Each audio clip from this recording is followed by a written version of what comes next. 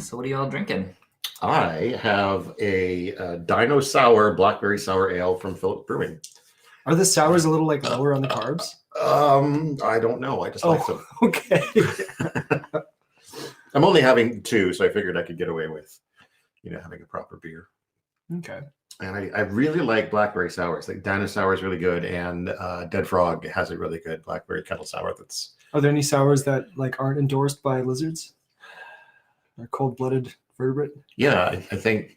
Oh, did you mean the frog? Yeah. Oh, yeah, there probably are. Red Dog often has sours. They've had apricot sours before, and I think they've had cherry sours, I want to say. Okay. The apricot sour is good. I was actually planning to buy that at the Colbert Wine Store, but they didn't have it there today. You just come from the Colbert Wine Store 200 meters away from Carlo's place? That's where I was too. Pretty much, yeah. This is the perfect location. Yeah. Shopping right across the street, the liquor store just past that. The cops are protecting my house across the street. You guys watched the movie, right? Mm-hmm. Okay, cool. I did. Me I too. watched it on my girlfriend's iPhone in a parking lot today. We stole Wi-Fi from Chapters Nice. and streamed Life of Brian. Wow. Way to go. Way to live the highlight. It was actually kind of nice because, we use the aux cord, plugged Plugged into the into the stereo. stereo. So, like the it sound being was a great. drive-in theater. Oh, was that like surround tiny sound? screen. I was going to use my laptop. We had the laptop set up. We had it propped up with a purse that would stay kind of around the center console. And we went to stream it on Netflix. And Netflix, because I use Ubuntu, and I guess the whatever version of Firefox is on Ubuntu right now isn't compatible with Netflix. So I was like, you need the most updated. Yeah, That's stupid. Literally, my Firefox updated 2 days ago, I think. So, but it clearly Netflix does not support the what is it that browser. The Ubuntu people. Well, no, what's the whole thing Linux. Server, yeah, but everything. platform, you got Blender, you got the open source. Oh, yeah. Netflix doesn't appreciate the keep open that source platform. closed. Lock that down. When one source opens, another one closes, or the other way around. Well, you're all about closed source because you're an Apple guy. So Yeah, I like them controlling my life and telling me what to do, and I can't mess things up with it. It's beautiful, and it's very stable. To be fair, it's hard to mess up your To be fair. the PC these days. yeah, or even your phone unless you put it on developer mode. Yeah, which mine is. So don't hack me, please. I remember messing up my Windows computer back when I had Windows 3.1 on it though, because I was learning more about the DOS programs and stuff, and so I would go into DOS. Yeah, and I wanted to see what all the programs were, and so I would do dir *.exe. Okay. And it would list all of the different exe programs, right? Except I typed del. Oh no! So *.exe instead, and I deleted all of my executable programs. And so my computer didn't work anymore after that. I had to reinstall Windows. Oh my god! I thought maybe you were browsing through the Windows code and opened up a file and messed with something. And No. Although I've done that a time or two before. I think that's actually more embarrassing. Delete everything. Yeah. That's why they add that. Are you sure you want to delete this? Yeah. now? And also why they we wasn't there at that point. first they added the undelete program so that you could undelete something until they've been overwritten. Right. And now, of course, there's the whole recycle bin process. Right. Which I skip every time. Shift Really? delete. Shift delete. I used to. If it's you know what? I live on the edge, man. It's But see, I wouldn't have shift deleted my exes is the thing, right? That was just a typo. Yeah. When I shift delete something, I do know I want to shift delete it. Exactly. Right. So Exactly. don't accidentally. You haven't played that game where you just randomly click on your computer and then open your eyes and shift delete Nope, and whatever can't say it that is, I it's have. gone. Is it mine? Shift delete roulette. Yeah. I remember reading once that someone had, I think it was on a Linux system, they had adapted Doom so that you could actually run through all of the different processes running on your computer.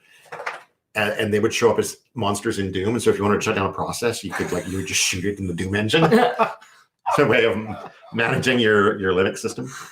That's hilarious. I think there are very few things that Doom hasn't been ported to. I think you can just about play it on calculators now. And Yeah, it's probably a port for my Fitbit, I think. Yeah, exactly. Exactly. Well, should we officially start? Yeah, sure. A better time than the present. So I had this cool, fun plan I was going to do where I was going to announce the episode as this is when half-cut people talk about band things happening. And then it was going to be like this whole less crossover and more mashup of the two. Right. Except we're not actually very half-cut right now. So it's not appropriate. No. Oh. This is when sober people try to get half-cut while talking talking about about bad things happening. So welcome to that, guys. Everyone is here. We got intro music. We gotta do the names first, though. Oh, right. I'm Todd Sullivan. With me, as always, is Oren Barter, Hi. who I get to point to This instead of just time. pointing at the computer. Yes. And guest star, Catholic expert, sexiest man of the year, sexiest podcaster of the year, Carlo Sia from Half-Cut Conspiracies. Okay, you gotta put the clap. Hey, everybody. Yeah. Oh, yeah. Do the cheering one. All Though. right. Carlo Sia, everybody. Hey, everyone. I'm here. Wave at the microphone and the penis mic. Okay. That is long doing, isn't it? It just goes. It goes. It's still clapping for me. No, there's So not. they just Oh, finished okay. it. And today we're talking about Monty Python's The Life of Brian.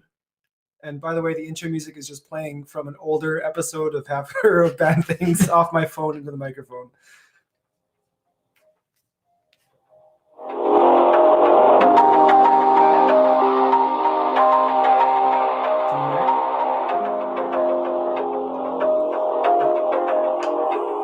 Welcome back, Oren.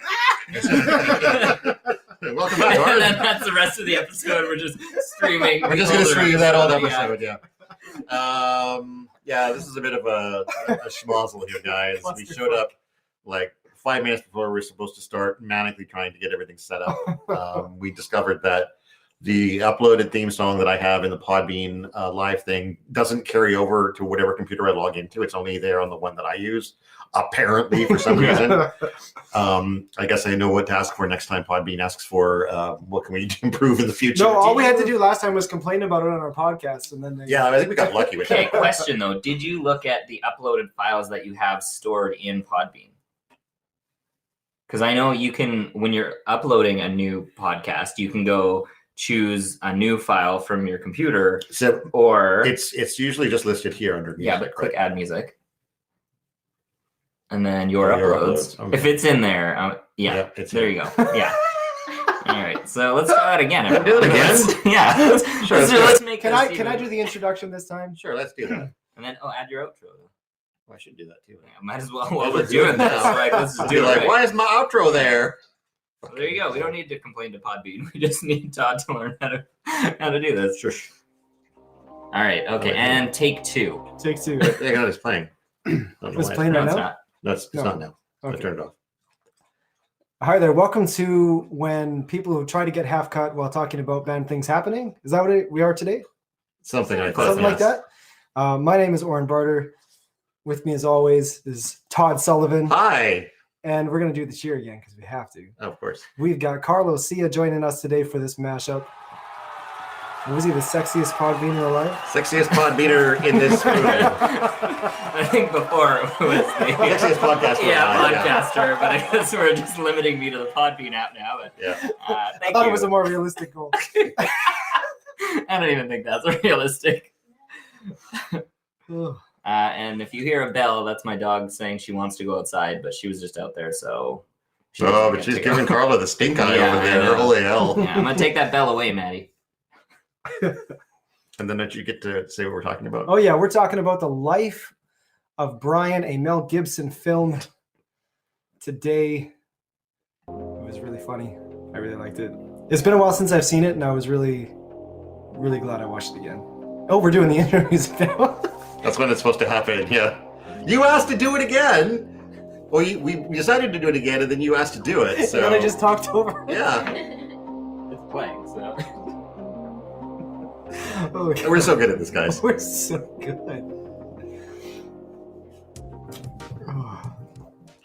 Okay, now we've made it through the music. We found the music. We got the music in properly. We did 2 intros. You guys can vote on which one you like better. If you like Oren better, maybe we'll let him do the podcast intros from here on out. Well, I feel like I need to do one now. No, I'm just kidding. How about we let you do the outro? We'll let you do the outro. Oh, okay. Hey, Maddie, you want to do one? So we're here. We've gathered here on this beautiful Easter Sunday to talk about a man who was an accidental Messiah. Brian, what's his last name? Of Nazareth. I don't know. He had a last name. I don't remember. I don't think he did. I think it was just Brian. No, he had a last name. Hey, Google. What was? Oh, never mind. Cohen. All right, Right. our Brian's producer. Cohen. Has No. But it wasn't Cohen. No, it was Maximus. Because his dad was Naughtius Maximus. Naughtius Maximus, right? Yeah, that's right. That's true. But he told everybody he was Cohen because he didn't want them to know that he was part Greek. Roman. Yeah. Oh, he was very passionately Jewish in that one scene. Yeah. Mom, I'm a kike. I'm a hook nose. I'm Oh Jesus my Christ. God. Settle down, Brian. Yeah, so this is Monty Python's I think technically 3rd feature. Because they had a feature that was mostly done comprised of their skits. Right. That was The Meaning of Life? No, Or was that after? that was after. Oh, okay. The first film I think was called "And Now for Something Completely Different," which is a bunch of their skits. Right. Then came Monty Python and the Holy Grail. Yep. Then this one, and then the Meaning of Life. And I am just now bringing up my wrong app, but. Fun fact: Yeah. This is the first Monty Python movie I have watched from beginning to end. Really? Yep. Is it because you just don't like Monty Python, or No, just because I've always people have told me how funny Monty Python the movies are, and I was like, I should watch some, and then I just never got around to it. So now this forced me. I've seen little sketches from some of them, but I haven't actually sat down and watched from beginning to end. Even though I keep saying I should watch the Monty Python movies because they seem to be cult classics that everyone loves. And now you have. Yeah, well, I've seen this one. So Well, you've seen one of the movies. So one, yeah. I mean, if you've seen one, you've seen them all. It's just the same actors playing women. Basically. Yeah, that's kind of fair. I was, talking about their history and stuff. I was kind of surprised. It's been a long time since I've seen a Monty Python movie, and I don't know if I've ever really watched one with an analytical eye before. But watching this one, I realized that even their films are mostly just collections of skits, Mm-hmm. right? Even though there's technically an arc Yeah. in this, there's nothing much happens in regards to the arc. It's just here's this skit, here's this skit, here's this skit, and then Brian's dead at the end. Right. Right? It's Brian's alive. Spoiler alert, yeah. Well, it does kind of closely follow the well, I shouldn't say closely follow, but it's kind of a take on the life of Christ, but not really. So before we talk about the film, let's talk about its banningness. Yeah, I was just going to ask, was this actually banned? Yeah. So interestingly enough, much like The Last Temptation of Christ, the funders for the movie pulled out just days before the movie was supposed to start. Right. So no baby. Start filming or start released in theaters? Just no, days before they were going to be beginning production. Okay. EMI Films pulled out of it. Ooh. And it was literally paid for by George Harrison of the Beatles. Holy shit. Because he was such a Monty Python fan. Oh. And that's why at the end he's like, I told George not to do this. And Yeah, exactly. I knew it was going to waste money. So yeah, he created his own company called Handmade Films and funded this film himself to the tune of, I think it was $2 million. All right. Well, we got to give George the polite clap. So We is gotta that why do it. the last song was a Beatles song, right? No, No. it's What a Monty song? Python song. Was it? Yeah. Oh, okay. Whatever. Kudos to you, George. Thanks for paying for it. Now, the film's themes of religious satire were controversial at the time of its release, drawing accusations of blasphemy and protests from some religious groups. 39 local authorities in the United Kingdom either imposed an outright ban or imposed an X or 18 years certificate. Some countries, including Ireland and Norway, banned its showing, and a few of those bans lasted decades. The filmmakers used the notoriety to promote the film with posters in Sweden reading, "So funny, it was banned in Norway." That's hilarious. And apparently, the thing that bugged a lot of people was the crucifixion scene, and also sort of the larger ongoing joke about crucifixion not being a big deal, Right. because they felt like it was downplaying, Yeah. the sacrifice of Christ on the cross. Well, because throughout the whole movie, they're like, "Oh, you're getting crucified, lucky." guy. Yeah. Like, what could be worse than that? Yeah. But I think that was less of like they were trying to downplay crucifixion and more like they were the people within the actual world of the life of Brian were just like so out there. Like, well, I think to me it was a combination of like how commonplace crucifixion was, or at least was portrayed to be in the film. Like at the end, there's like, how many crucifixions do we have today? 139. There's one more. We got to give a number now. And then also as an example of kind of the dreadfulness of life in general, right? Because there's the one guy who's being hung up on the wall in the Romans prison there. Like, this is the first day they hung me the right way. Right? I did 5 years. They just put me upright earlier what today. I give to be crucified. And so we got somebody here. Hi, Rourke's Drift. And so, I think it's a bit of a joke on that element as well, that like everything is so terrible, like having a relatively quick. Although there was a guy who said that being stabbed would be worse than being crucified, and then the Roman guard is like, but you die fast if you're stabbed. He's like, it's instant. Yeah. But I guess originally they looked at doing more of a straight takeoff of Jesus's story, and then found that there wasn't much to make fun of there. They were like, well, most of what he says is pretty good, so let's reframe this maybe. And they came up with this guy who sort of happens to like fall into. Well, he's just down the street from Jesus, gets more of the same night as Jesus. That was a funny scene. I like the wise men like coming in and giving all the stuff, and then like they leave, and then realize that Jesus is at the next manger, so they come in and grab the shit back. Jesus is. Or Brian's mom, I'm doing that in quotations. Who was the actor that played? Oh, Terry Jones. Yeah. So he's also the director. That's mine. Yeah. That's my stuff. I can't even do the words. Can I just, as we're talking about the wise men, I for the longest time did not like. I don't even know what jobs the wise men would have. I just thought that was an occupation back in the day. Being wise? Yeah, like because like in the Bible, at like when I went to Catholic school, it was just like, oh yeah, the 3 wise men came and gave Jesus all the stuff in the manger, and I was like, oh yeah, the wise men, like that was their job. Well, wouldn't they just be like scholars? And I have no idea. I still don't really know what they were are. Watching the stars in order to see the star come down for Jesus, and so I guess. Well, I mean, there's a really close career, like wise guys. There you go. Maybe that's just a bad translation from the Aramaic or whatever. Where did they get all this gold? Right. If I could stole it. You pronounced Rourke's Drift name. Maybe. Hopefully I did too. I think that was what I said. So. I don't even know what I've said. And then that cuts pretty quick to an appearance by the actual Jesus doing his Sermon on the Mount. And then, we pull back to the audience, and we get to where Brian is, and we sort of see in the nosebleed seats. In the nosebleed seats, which I thought the joke there was pretty good. That at a certain point, Jesus got such a big following that the people in the back can't hear him. He said, did he say, "Blessed are the cheesemakers"? The other guy's like, I think he just means like all like milk for productive people in general. Trying to make sense of what he's saying when you've misheard it. Look on the bright side of life. Blessed are the Greek. And then they're off to the hanging.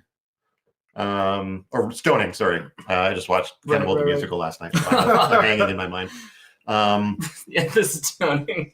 I love how it's all just women in beards. Yeah, exactly. Like to be at the stoning. Yeah. Are there any women here?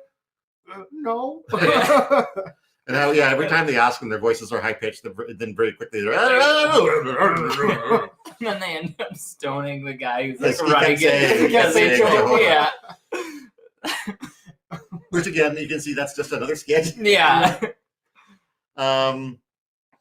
I don't remember exactly what comes after this. I don't know if we have to really sort of follow the direct chronology of this movie because it is really just skits. To me, though, there's like the first half is more focused on making fun of the era, Mm-hmm. and the second half, and probably more than that, like the last half an hour, is more dedicated to problems with organized religion. When Brian kind of accidentally starts one. Yeah. But I mean, do you guys have any particular moments that appeal to you that you want to take a second to talk about? The spaceship. Oh yeah, that was just like out of nowhere, random. I guess they needed a way for him to get out of that tower without dying on the fall. I was trying to sort of like reverse engineer that joke and be like, okay, they started probably with like, let's have him go up this set of stairs that goes nowhere, but then how do we get him down from there? Yeah. And then somebody's high on something, goes, aliens. That's probably George Harrison.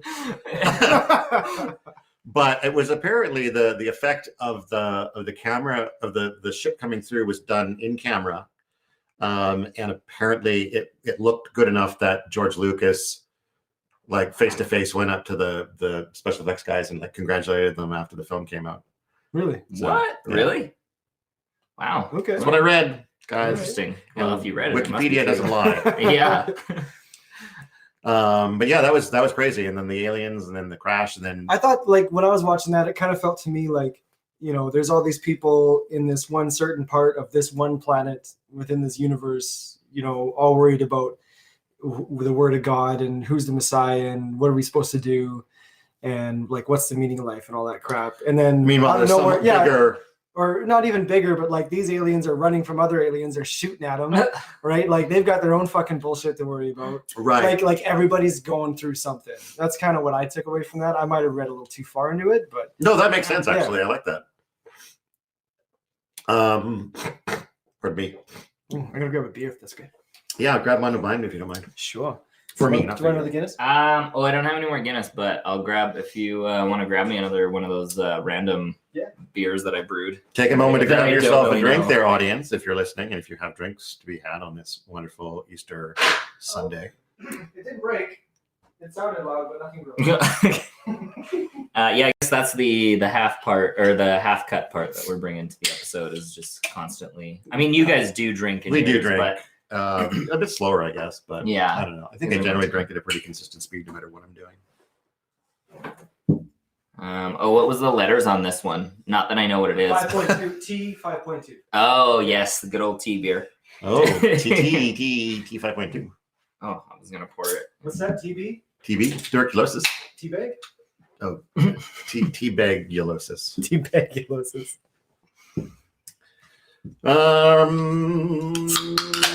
Carlo, do you have a spot that stands out from the movie that you enjoyed? So the beginning part where the wise men come in, I like that scene. That was good. But the other one that's just kind of jumping out in my mind right now was so they had their little apartment area that they were in to have their meetings.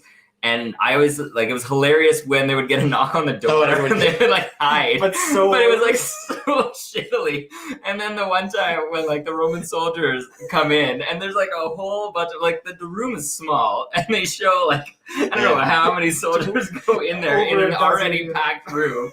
Yeah, and then Brian's out on the balcony there. Yeah. Like, I knew he was gonna fall because they did that like they kind of alluded to in the cracking. But then like as they leave the first time, I was like, oh. He didn't fall. Okay, that was weird. And then they like came in like two more times. There's one place we forgot to look. Yeah. And then they come back out with a spoon. A wooden spoon. Yeah. Like, what the fuck?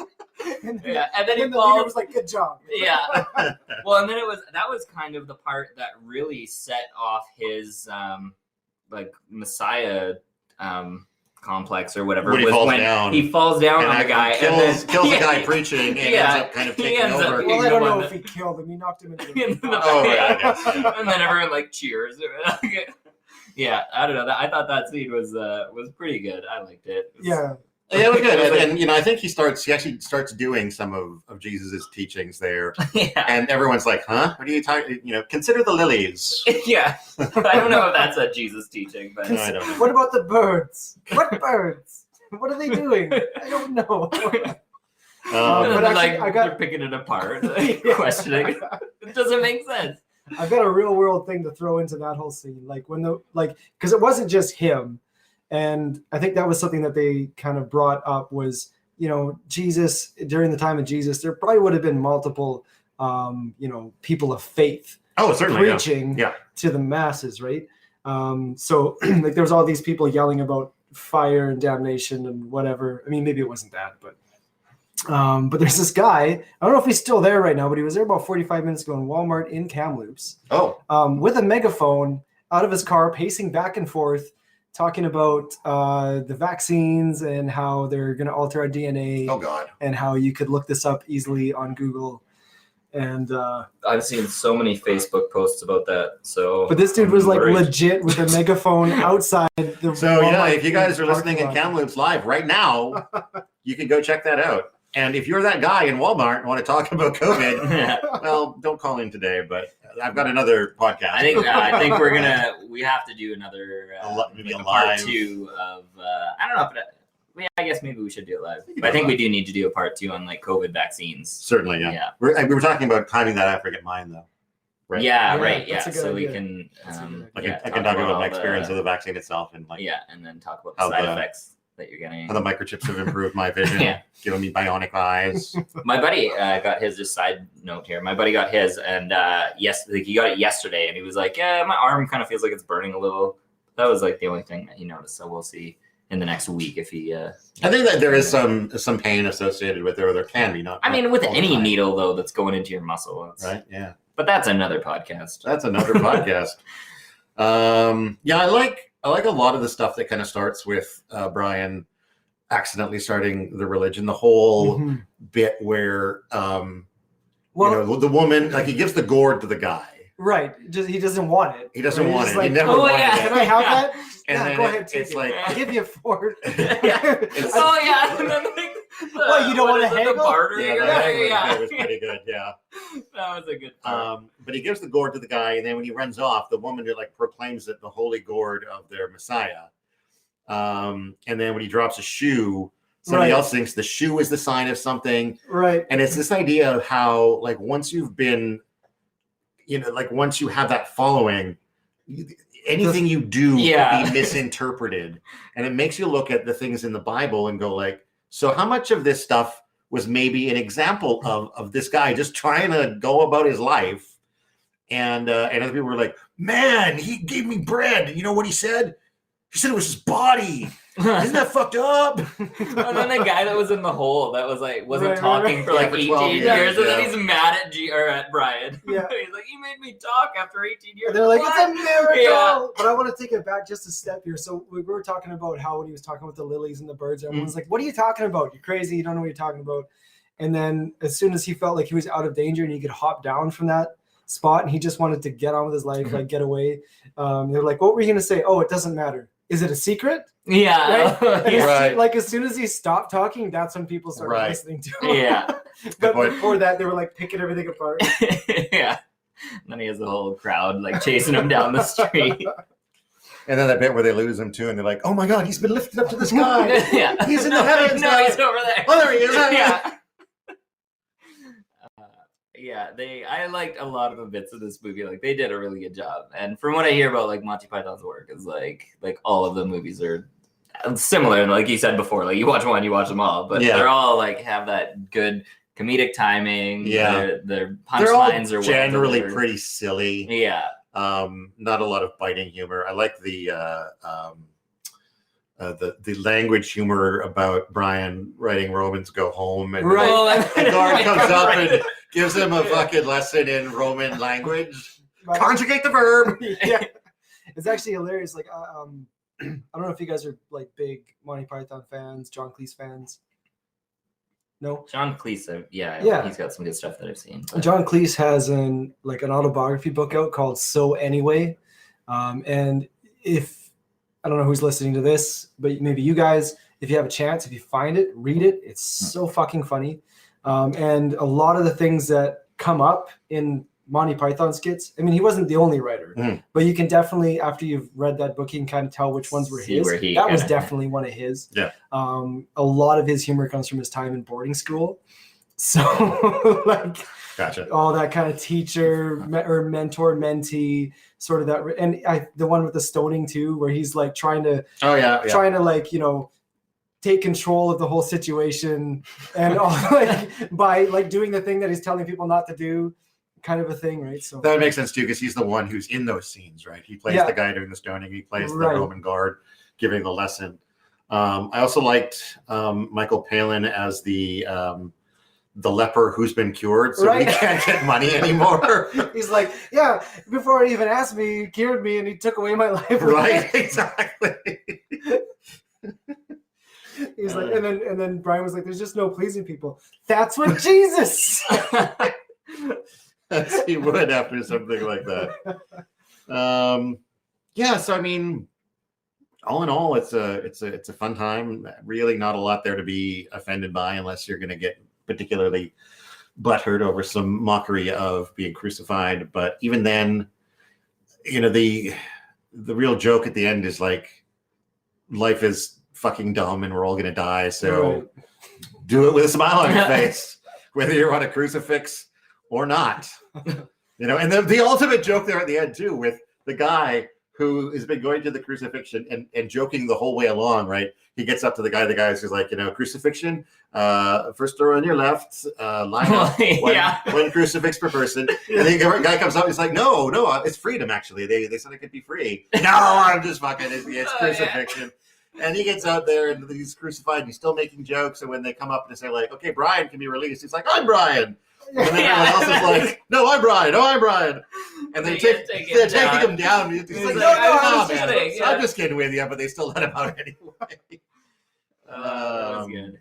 Do we want to let people know that our lines are open? Sure. Rourke just sent a gift of love ×1 to ban things. I don't know what that means, but I appreciate that a lot. Oh, he may have had to go, but thanks for listening, Rourke, for that bit and commenting. Yeah, thanks. Yeah.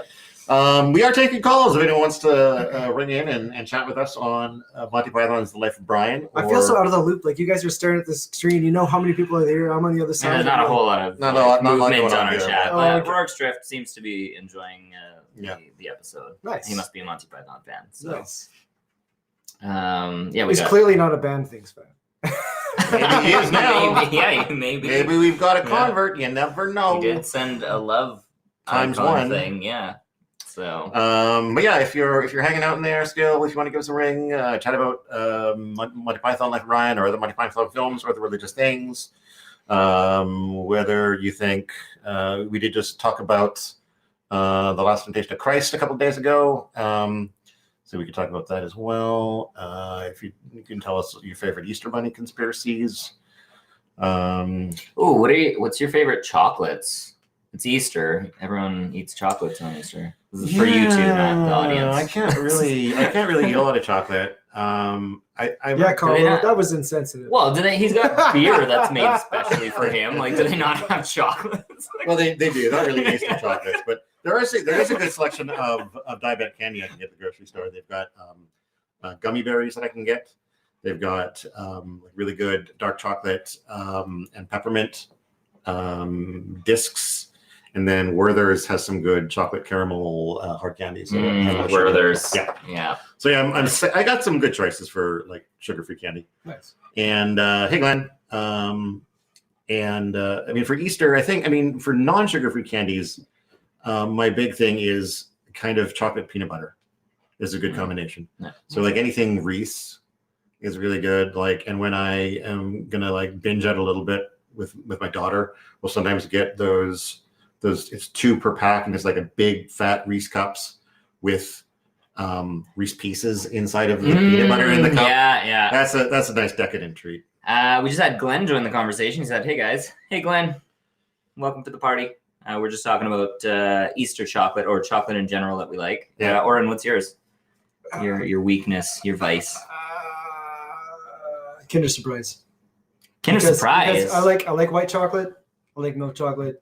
and I like surprises. Those are banned They in are. the States. No, They're Glenn, we're dangerous. not going to be rude to Monty. We're big Monty fans. No, we actually Oh, enjoyed yeah. the movie. Oh, yeah. White chocolate is Glenn's favorite. I like. Speaking of white chocolate, I like Respect, Glenn. white hot chocolate. Respect. Have you guys ever had like the white hot chocolate? I think I might have. Yeah. Fun fact that I heard and didn't do any research on, but apparently white chocolate is not actually real chocolate. I think it's just like sugar. And I think they make it from the. like. I don't think there's any baby cocoa in there. Baby fat. Yeah, it's killed dead baby fat. What? No, you're both wrong. I don't think there's any cocoa in there. I think it's just like I No, don't know. no, there's definitely it has. Oh, some- Glenn, you've been along for the racist book ride. Hey, wow. Oh shit! Oh. I mean, sorry. I mean, well, that's not the most. If you've been along for that ride, that's not the worst thing you've heard. No, that's why he was worried that we were going to pick on Monty because we were picking on the racist book. But Oh God, no. No. No. The lines are open, Glenn, if you do want to call in. And We would love to chat. hear your Yeah. thoughts about that book. It's the only one that Glenn has heard. Well, that's Well, good. that's At well. least There's it's one that you've heard. yeah, we've definitely covered better books than that. if that's something you're curious about. Yeah, I'm not. I think I liked getting white chocolate as a kid on like Easter, but I don't think I would ever say like I like the fact that it was a rarity. Like, it was a special treat. But I think if I ate it all the time, I would just be like, because ultimately I do prefer not like really, really, really dark chocolate, but dark-ish chocolate. It's better for carbs. And just when it gets to a certain point where it just starts tasting like dirt more than chocolate. Yeah. And that's the line that I don't like crossing. You For know, what? something- For dark chocolate? Dark chocolate. Yeah. So white chocolate is made from cocoa butter. So it is made from the cocoa beans, okay. just the butter, really No. nothing else about it. So You're it's eating like, butter. let's squeeze the fat out of this Okay. and then let's add sugar. So you were half right about like the fat of No, he something. wasn't. Don't give him credit. No. It's just not children. It's just the cocoa butter. What was I gonna say is mine? I like what was it? The Hershey's like the white chocolate with like the chunks of Cookies and cream. Yeah, the cookies and cream one. Hey, Yeah. my nickname's Oreo. So What? Yeah. That's- Oreo cookie. Cookies and cream. Yeah, so that's my favorite. That and O. Henry's. Those are my weaknesses. Oh, you know what I like better than a basic O. Henry is you can get a peanut butter O. Henry. That is fucking amazing. Really? Have you not had a peanut butter O. Henry? No. They're sometimes hard to find, Yeah. but if you can, they are through the roof good. I will have to go on a hunt after this. Yeah, that's probably maybe my favorite. What's- It's a chocolate bar. what's your favorite, Nikita? I got my girlfriend sitting next to me. Do you have a favorite Easter candy? I don't eat candy. She doesn't eat Oh, she's a healthy eater. Mm. candy. She doesn't What's eat your favorite vegetable? What's your favorite Easter vegetable? Carrots. No. We got Glenn saying that Gen Z is going to cancel delicious chocolate. And also, that O. Henry is a third world chocolate bar. What? That's fighting words. You take that back, Glenn. How do we ban people from the ban? Yeah, ban doing When good- podcasts. when people get banned from our podcast. So Glenn, then we'll ask you, what's the first world chocolate bar then? We'll just hear in silence as we wait for an answer. Let's just I don't know, I Got think we canceled. got canceled. Nah, we're just razzing you. I'm not important enough to cancel anything. Snickers and Mars. Snickers, I agree with. I'm not a big fan of Mars. I don't think I've ever had a Snickers. It's kind of a Mars with peanuts. Okay. I guess I've almost had it. Then. Yeah. And I don't know why. Like, I really like Snickers and I really don't like Mars, but there's something about the consistency of the Mars bar when it doesn't have the crunch in it. right. It's It's just just like a little too soft. and maybe a little bit Okay. too sweet. Can I? I've got an unpopular favorite chocolate bar. Okay. And Eat More. You know what? I respect like Eat Eat More. More. Are those like that's the gooey one? That's with, like the the gooey nuts one in with it? the Yeah, peanuts? yeah. I Yeah. used to love those ones. Yeah, Yeah, right. those ones are really good. I actually have a really weird sensory Definitely not memory. a chocolate bar, I guess. but- I have a sense memory associated with Eat More, which is if I eat one, I will think about the smell of chlorine. Oh, Because I used to always get that when I was a kid. My family would go to the swimming pool, right. and afterwards we'd be allowed to get a treat from the vending machine. I would almost always get an Eat More. Why Mm. is that? Like, do a lot of kids love eat mores? Because it feels like not like something a kid wouldn't like. But I love. I don't know. As a Yeah. kid, I ate them all the time. I don't know. Maybe it was just like when we were kids. That was like the one that was advertised to us. Or maybe that's the one best. their parents are like, no, you can't have that. You Yeah, can't- this you one can't has have nuts in it. It's Yeah. healthier. Yeah. So Glenn says Mars is like an 8-ounce glass of whiskey. You only have one, whereas Snickers he could overdose on them. Me too. I could probably overdose on Snickers as well, or peanut butter O'Henry, or I don't know about anymore. Maybe I don't know. Now, was that a pro for Snickers, or was that kind of a con for whiskey? Oh, I don't know. I'm gonna go with the pro. Maybe he's an alcoholic and And the chocolate bar eater. aficionado. Yeah. I guess to be fair, I can have multiple 8-ounce glasses of whiskey, but that's just me. Todd is a raging alcoholic. Raging alcoholic. He said I thought it was clever. I thought it was clever too. I got what you were And going then for. Oren I just thought it was- questioned it too much. And Yeah, no, I got it. You were saying Yeah. like one is like you have one and you appreciate it, and that's all you need. Yeah. Whereas sometimes you get a 15-pack of Pabst Blue Ribbon and you just wake up with your head in the box the next morning. Speaking of head in the box, I remember one time I was at a house party back when we were allowed to have them, and somebody had made like a Viking helmet out of a beer box, and Oh, it cool. was awesome. Like they cut it all Nice. out. They had the eye things. Yeah, it was hilarious. Anyways, that's just memories. Here's to normalcy. Yeah. It's the normalcy, yeah. Oh, good times, everyone. We all just took a drink in solidarity. yeah. Yeah, that was that moment of silence. We were taking our own version of communion over here.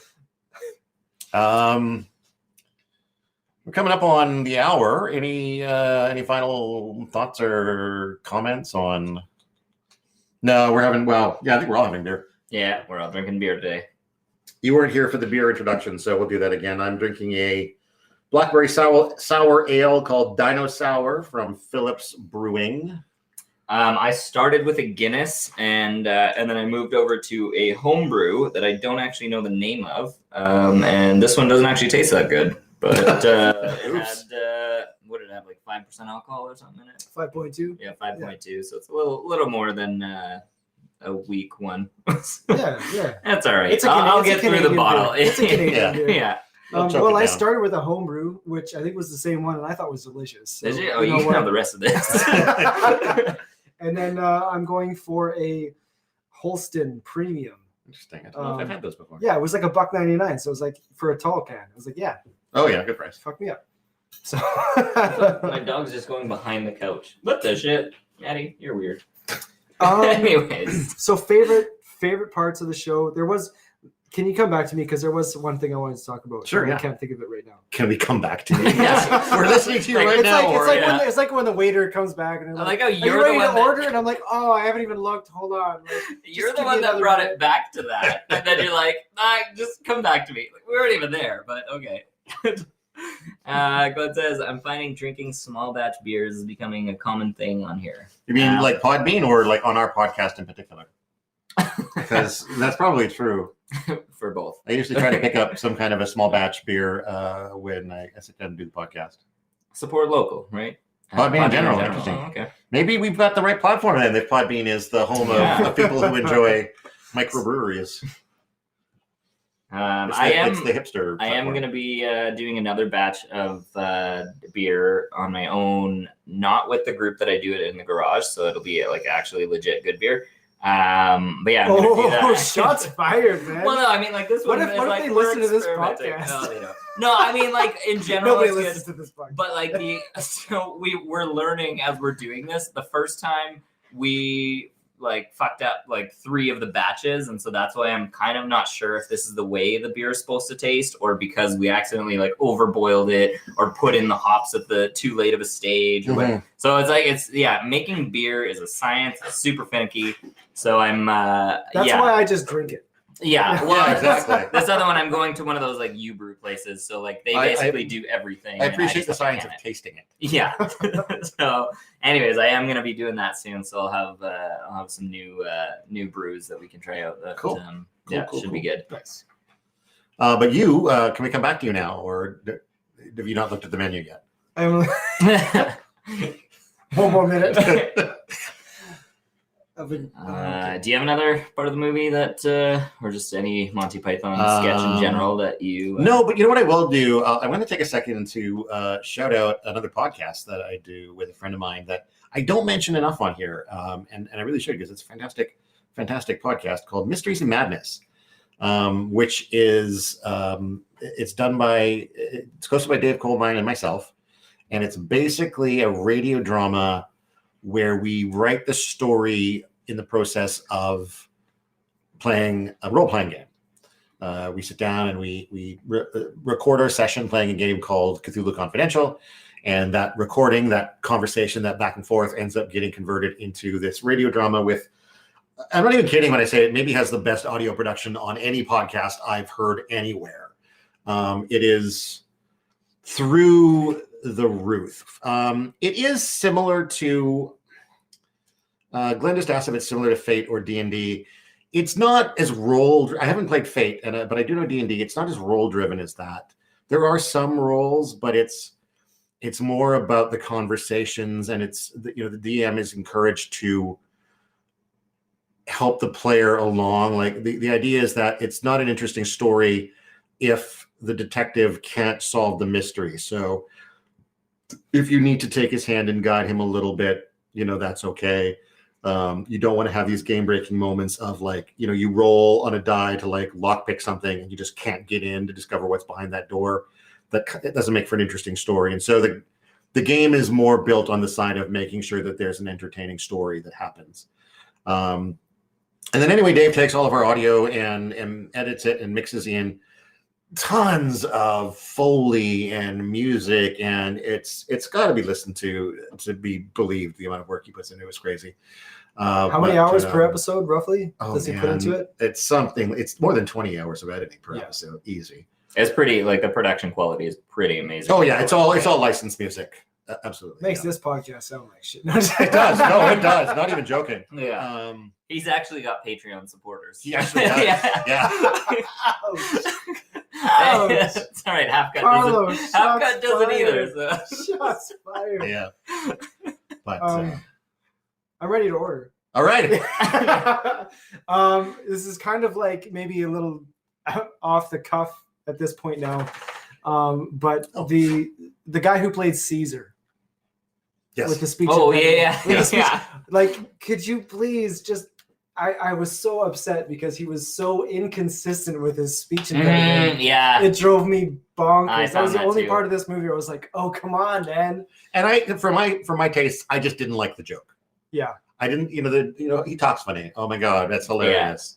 Yeah. And it's the same thing when Biggest Dickus arrives. Right. Because he's got a lisp. At least his lisp was consistent. Yeah. Right?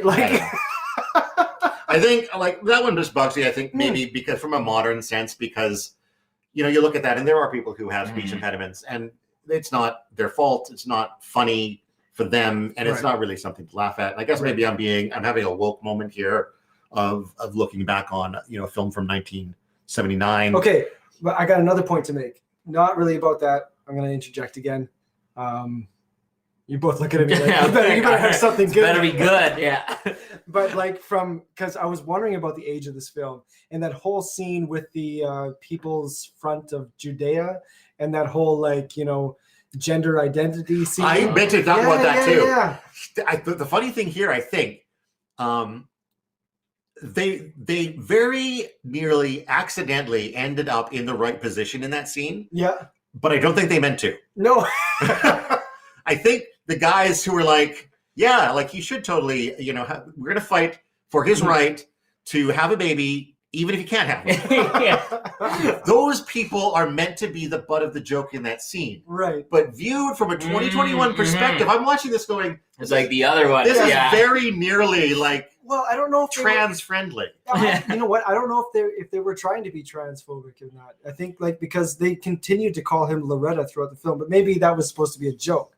But I don't know. Well, that was the continuation of that, where okay, fine, you want to be. But that's what I was thinking. Yeah. I was like, these guys who have been banned, if they can get it, why the fuck? I think that did come back right near the end when they were all deliberating at the table after Judith or whatever came in and was like, guys, stop talking about this shit and let's go do it. And then they made a comment and like, oh, sorry, Loretta. Or like it was just a quick, callback to that joke, which I thought actually that right there, that little tiny bit, I thought was hilarious because they'd gone through like 3/4 of the movie and then did that callback. And I love that in comedy when there's that callback to something earlier that a joke was set up. And then, it just adds to it. So also, I one last thing. Judith was most clearly Judas in Brian's story. Oh, yeah. Yeah. Oh, okay. I didn't catch that. But, Yeah. I was wondering, like, why are they calling this Judith?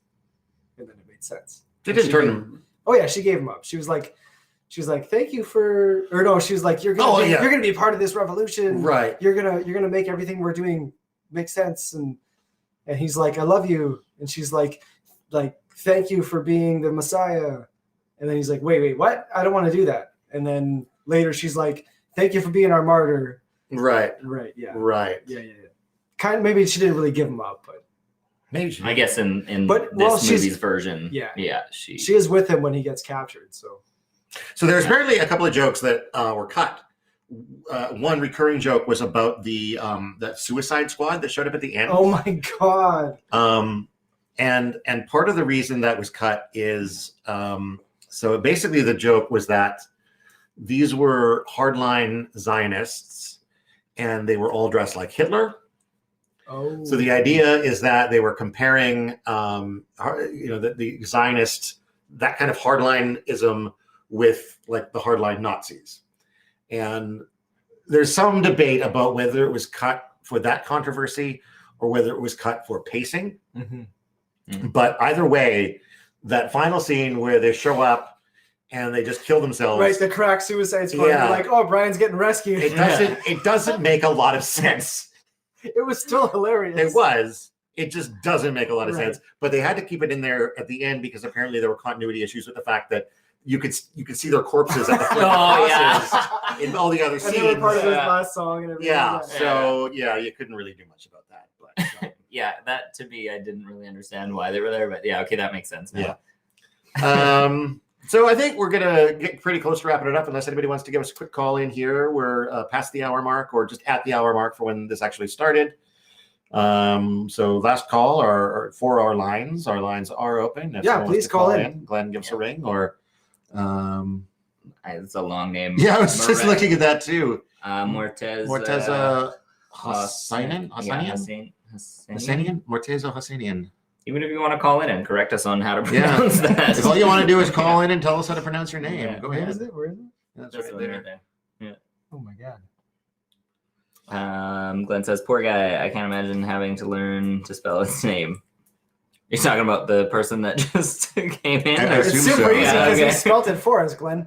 Yeah. The pronouncing it, that's the hard part. I mean, I'm sure it's easy for them. It's like that old joke. It's like, what's your name? Oh, like Martesian. You don't hear that every day. Well, actually, I do. Yeah. Good. That's good. That's a good joke. I don't have any like good like zinger jokes that I don't either, but it doesn't stop me from saying. Although my memory is just like horrible. Even if I like tried to learn one. I'm still pretty impressed with my porn star joke from the last half-cut recording. Which one was that? Oh, that was a porn star. The dick. Oh yeah. Did that make it in the episode? It did. Okay. Yes. Yeah. I remember hearing that when I was yesterday. That was a tough episode to edit, but I really hope that it came across really well. No, you did a great job with my audio, by the way. Did I? Okay, yeah, because I had to move like our audio track just to get yours so that you could hear yours because of the delay. You also like evened off the levels a little bit, right? Yeah. I imagine that was just so it was easier for you. Yeah. No, you did a good job. But made it really, really easy to. Okay. Yeah. Cool. I guess it's my turn to shamelessly plug a podcast. Yeah, shamelessly plug yeah, so I am not normally on When Bad Things Happen to Good People. I am part of Half-Cut Conspiracies with Todd Sullivan's other podcast. Right. And that one we basically get drunk and talk about random conspiracies that are out there. And we have a fun time. And it's more of like a conversation and just, I don't know, talking about the conspiracies that are out there. We've had a lot of good reviews, which is cool to hear. Every time I look at our numbers, I still am in like awe that people actually listen to it, because I just thought it was just going to be us talking to like basically recording the audio. Basically, and then what Bad Things is. Yeah, well, then you guys have some followers. So yeah, no, it's Half-Cut Conspiracies. Definitely check it out if you like drinks or conspiracies, or especially both. Want to hear our voices. We have a lot of laughs on that one. We had so this weekend we kind of did a whole collaboration thing. There's an episode that's already out there right now where Oren was a guest star or co-host or whatever. Guest star. Guest star. I like star. Star, there we go. He is not voted hottest podcaster out there, but he's still pretty sexy. And yeah, so second sexiest. So yeah, check that out if you want to hear about a few of the religious conspiracies that are out there, and then have a look at some of our other ones. Yep. And we're on social media at Half-Cut Conspiracies. And that's the end of my plug. Yeah. That's all I got. So I'll take a moment to plug the socials for the podcast you're listening to right now when Bad Things Happen to Good People. We're on Facebook, facebook.com/bandthingshappen. You can email us at bandthingshappen@gmail.com. We have a website that you can find all of these episodes and all of Half-Cut Conspiracies episodes on. It's at media.com. That's BLAH media. If you want to support us, you can support us on Patreon, patreon.com/media, or you can buy us a coffee at buymeacoffee.com/. We may use those coffee dollars for beer, though, just to be clear. And by May, right up front. I think we have used those coffee dollars for beer, and then we do have some Half-Cut merchandise available at shop.spreadshirt.ca/blah-blah-media. All those links will be in the episode description when this gets posted in its permanent form. So if you're already madly writing those down, you can just stop and wait for the episode to come out. Nobody's writing those down. Nobody's writing them down? Yeah, I know. Yeah, I was just like Glenn just made a comment. Just because you wanted to end the show, people all come to hang out. We've had a few people that have just they were sensing it. So Light Bright, why don't we just take calls about anything right now? Yeah, I'll throw it to everybody who's joined, Light Bright and Angie, I think it is. You guys want to call in, talk about Life of Brian or anything else about Easter? Just say hi. Just say hi. If you're drinking anything, let us know what you're drinking. Yeah. If you don't want to be in the final episode, we don't have to put you in the final episode. We'll cut you out of the final. We'll ask you. We'll keep you in, but we'll bleep everything you say. Big nose. Oh, there's a little reference back to the actual topic of the podcast. Big nose. Yeah. Do you want one too? No. I still have some. Oh, okay. I just drank mine really fast. Okay. But if we don't have any callers, we will probably wrap it up here pretty quick. Because we've been at it for an hour and we're running out of things to talk about. And I do have a picnic to get to. Oh, come on. No, we'll take callers. We will. Picnic can wait. We will, but you can leave. Yeah, nobody's hang out here. Yeah, I got nothing else to do. If nobody calls, there's not much to do. I mean, I guess we can just keep going. But overall, I liked the movie. I thought it was good. I didn't really see a reason why it would really need to be banned. Yeah. But it was, I had very few laugh out loud moments, but I enjoyed it. Yeah, I guess I'm the same. Angie just asked, is it banned? Yeah, it has been. Kind of mentioned it. Yeah, it has been banned. And is it still banned somewhere or no? I would doubt it. I know there were places in England where the ban lasted for decades. So there could still be places where officially it is banned. I think a big they probably don't play it at the Vatican. You guys do a wonderful job of using a lot of words with little content involved. Okay. Is that I'll take that as a compliment. It's like we can take this one topic, we talk about it forever. Yeah. I think one of the big reasons that it offended Christians is in the mockery of crucifixion. The way it made fun of crucifixion, having them kind of laugh about it at the end, and throughout the course of it, people being like, oh, it's not that big a deal. I wish I was getting crucified instead of being hung up here. And they felt like it made a mockery of Christ's sacrifice on the cross. That's sort of the biggest issue. And I think to some extent there were some people who initially, because unfortunately Christians are kind of known for judging a film without seeing it. I think there were some people who thought that this was retelling Christ's story and making fun of it. Which, like you said, was their initial idea. Yeah. They decided to go in a different route. And yes, Glenn just asked if we intentionally picked this movie for the day of resurrection, and we did. Absolutely, we did. That's why we part of the weekend. We made a whole weekend out of it. We released an issue on Good Friday talking about the last temptation of Christ, and now we have the live episode today about the life of Brian. Yes. And then there was the crossover. There was a crossover with Half-Cut Conspiracies, we talked about religious conspiracies. Yeah. So this is a whole weekend thing for us. And now when we did that episode, I thought we were doing this. Yeah, Oren came prepared a little early. Yeah.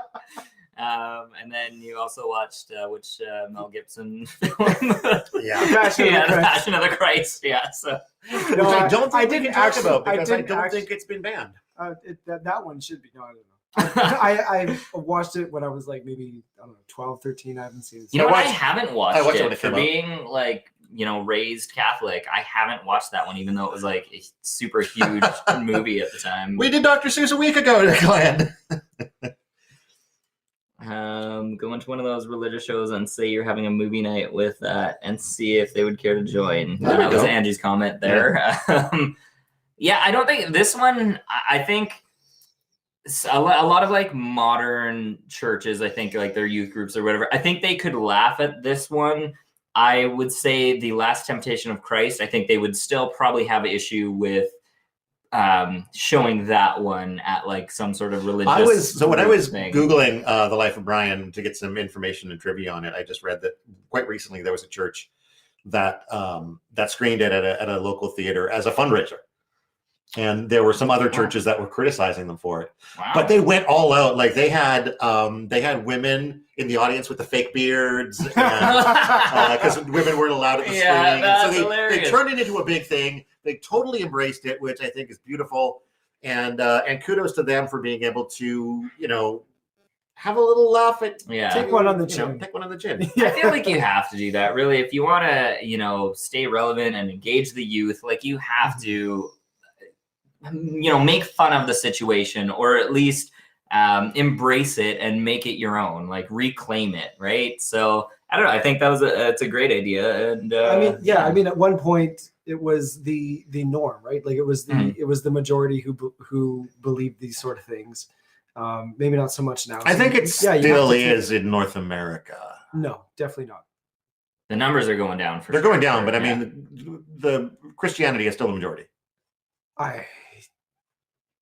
I know atheism is like getting up there in numbers, though, even though it's not a religion. It's like an absence of belief, but they're counting it as that, and more people are like those numbers are growing. I don't know what the numbers are. I don't know if it is the certainly in the U.S. It's the silent majority at this point. Still at a point where you literally couldn't run for office as an atheist in the U.S. and get elected. In the U.S., oh yeah, absolutely. Glenn just said, I don't know, there was a stat for that. Yeah, there is apparently. Somebody keeps track of the numbers of. Well, I think that's it's a question on censuses, is it not, what your religion is? I don't think I've ever done a census. Okay. I don't think I have. Trying to dodge the government. Well, they don't know about me. They don't know nothing about me. Yeah, I won't give anything up. Yeah. I pay cash for everything. I had something I was going to say, and then I forgot it. So we'll come back to get your order later. Right? Yeah, we're going to. That's the ongoing reference. Man. Yeah, overall, sometimes I think you just gotta make noises to fill the space and to think of something to talk about. I think overall, Mel Gibson did a great job in this movie. And I think we should. I was hoping somebody would call in, to be honest with you. Yeah, it would be nice. I would really like to hear somebody else. We're lonely. I want to hear somebody. Fun fact: Graham Chapman. Hot shingles in your area. Graham Chapman, who played Brian in this film, was a very bad alcoholic before making this film, and in fact, he didn't drink a lot. He dried up in order to make this movie and stayed off the alcohol for the rest of his life. Wow. Yeah. Okay. He wanted the See part what so bad. Christ can do to you. He wanted the part so bad. Apparently, John Cleese really wanted it too. And so yeah, because I guess his performance on some of their live shows had kind of tanked because of his alcoholism. Like he missed his cues to go on stage and things like that. Right. Oh. And so there was some question about like, can we trust him to do this role? So yeah, he completely dried up for the film and then never drank again. I don't think John Cleese could have pulled this off. I love John Cleese, but Mhm, not this role. Not this role. Yeah. No, he plays that kind of more stoic. Official. Yeah. He does that role super funny. Have you guys seen Fawlty Towers? Some, yeah. Yeah. Okay, so I just went on a random website. I did a Google for fun facts of Life of Brian. Did you know that they used leftover sets and costumes from a real Jesus movie? I knew about the sets. I don't know if I knew about the costumes. Yeah. But yeah, Jesus of Nazareth. And in fact, they used a lot of the extras from that too. Oh, really? A lot of the extras they used had already worked on that film, and apparently they'd say things like, I can't remember the name of the other director, the guy who directed the Jesus of Nazareth, but they would like, that's not the way he would have shot Franco that. Zeffirelli. Yeah. It was like, that's not the way Zeffirelli would have shot that. Like they're all film experts now, right? Here's one. Okay, so the Pythons made a conscious decision not to make fun of Jesus, and I thought that was interesting. There was, for a story being tied to the story of Jesus, there was really not a whole lot of reference to. I don't think they actually said Jesus' name at all. He shows up at the beginning when he's doing the Sermon on the Mount, but they don't say a name at all. I think they did. But it's also played Okay. straight. Mhm. Like he's just delivering it as it was in the Bible, and there's no joke there. The joke comes from everybody being too far away to hear it. Yeah. But yeah, it's like what I said earlier, that like they looked at this Jesus story and like there's nothing to make fun of here. Like he said some good stuff. Like just leave him alone. Although Jesus had a stutter, I guess. No. What? Yeah, that's what it says. Jesus had a stutter. It says, though the life of Brian is about a man whose life parallels Jesus, Jesus himself appears only briefly and respectfully.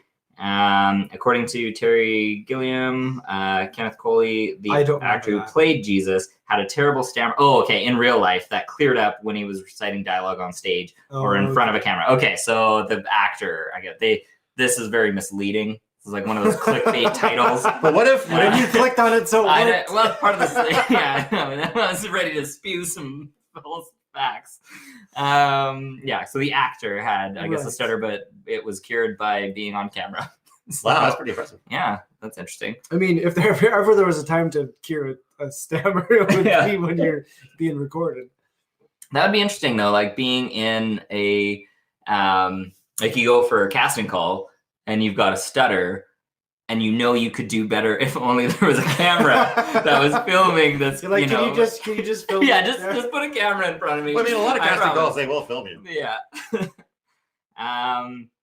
So John Cleese was in favor of stunt casting for the role of Jesus. Oh, getting like Tom Cruise or something. I guess so. Probably not Tom Cruise in 1979, but.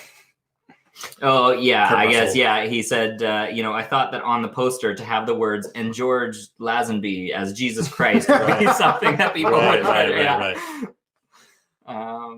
The film's savior was a beetle. We talked about that. Yeah. Was who? A beetle. A beetle. George Harrison. Not like a just. Right, not an That animal. wasn't the Yeah. guy who Yeah. played. He saved the film. You know what? As soon as you said beetle, all I could think of was like those scarabs in The Mummy. Oh, okay. It required a makeshift circumcision. What? According to Eric Idle, when it came to the time to film the scene where a nude Brian got to the window and inadvertently exposed himself to a crowd of disciples, director Terry Jones pointed out a problem with, his genitalia. Yeah, we can see you're not Jewish.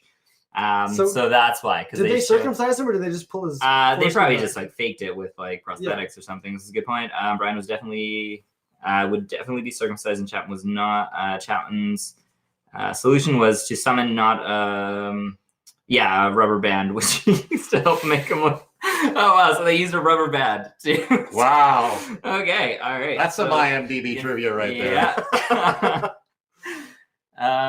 Before it upset anyone else, it upset some Muslims. Oh, interesting. Well, that's easy though.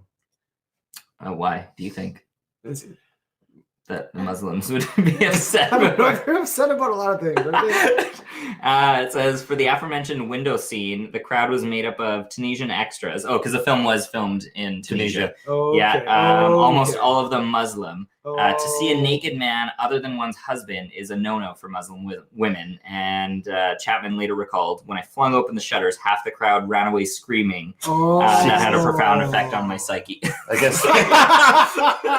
Okay, well that makes sense. That makes Yeah. sense. I guess they wouldn't have known. That's what they another were clickbait expecting, thing. yeah. It's like Mhm. it's like it upset the Muslims. Damn It's this like, wow, mentalfloss.com article. Yeah. I thought you were better than this. The filmmakers worked hard not to damage any of the shooting locations, but they did anyways. Yeah, I feel like it would be hard when you have, like, there was a lot of crowd scenes, and I don't think it would be very easy to really control a crowd into not damaging stuff, even though you say don't. Especially when you're paying them fucking nothing. Yeah. Yeah, All right, I'll read one more because we're coming up on. I know you got your lunch here. So there was a strategic reason it opened in America before England. Do you guys want to take a guess why? The Church of England would be pissed off about it. I don't know. Let's read this. Do you want to take a guess why before I actually dive into this little paragraph? Because the English have sticks up their butts. All right. Monty Python had a big following in the U.S., but it was nothing compared to the group's fan base in the U.K. Oh, So why did Life of Brian open in the States first? Because the Pythons knew some people would consider the film sacrilegious. Right, and so if it bombed. Yeah, and America, unlike the UK, had no blasphemy laws. Right. So they weren't just being paranoid, as an actual blasphemy case had recently been prosecuted in England over an erotic poem about Jesus. So yeah, I guess they sent it. They opened it up in. I guess we got to track down that erotic poem about Jesus and do an episode on No, it. Yeah. I'm pretty sure somebody's turned that into a song. It's like, Jesus, I want to feel you inside me. All right. Right? Yeah. Good callback. Oh, that was good. Yeah. So, anyways, there's some fun facts in the movie. All right. That's my addition to the episode. Contribution to the, Yeah. the trivia there. All right. I'm going to do a last call in case somebody wants to. I like how you whispered that into the mic. That Directly picks into up, the like microphone, everything. Yeah. No, I won't bring it up because.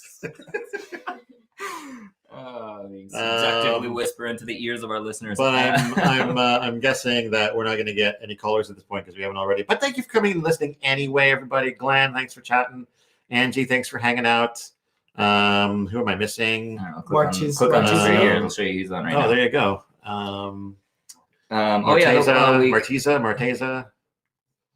I think we've lost. Yeah, so Angie and Marteza are currently in there right now. Yeah, but Thank you for listening. Yeah, thanks for coming out on this lovely holiday and spending some time with us. If you came in a little late, we will post the full episode. Yeah, we will be posting the full episode likely by the end of the day. Normally, I would turn around and do it right away, but I got a little family picnic to get onto for Easter.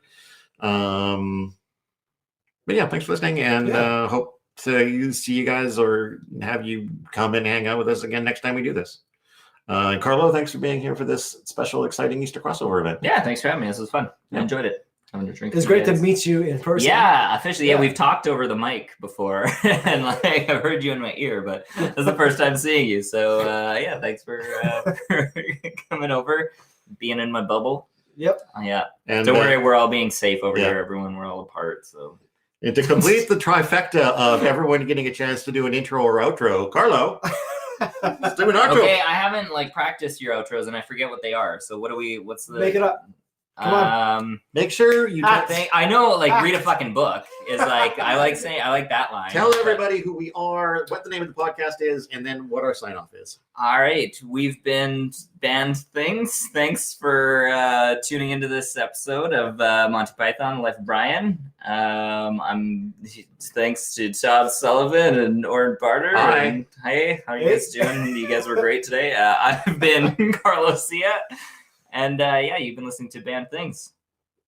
You can say read a fucking book. You do it. Oh, read a fucking book or watch a movie. I don't know. It's up to you. Is that good? Did I do it? I'm the only one that did it, so you can only vote for me if that was good or bad.